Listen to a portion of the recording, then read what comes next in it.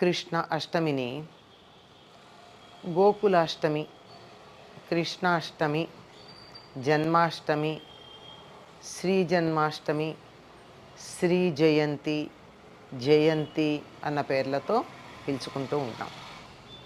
జయంతి అంటే పుట్టినటువంటి రోజు అని అర్థం. మరి రాముడు పుట్టినరోజును కూడా రామ జయంతి అంటామా? అనం.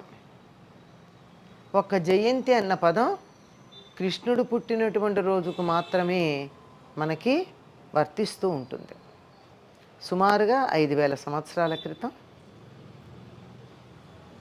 శుక్లనామ సంవత్సరం శ్రావణ బహుళ అష్టమి రాత్రి 2 జాముల ప్రాంతంలో, అంటే అర్ధరాత్రి సమయంలో, మేనమామ అయినటువంటి కంసుడి చెరసాలలో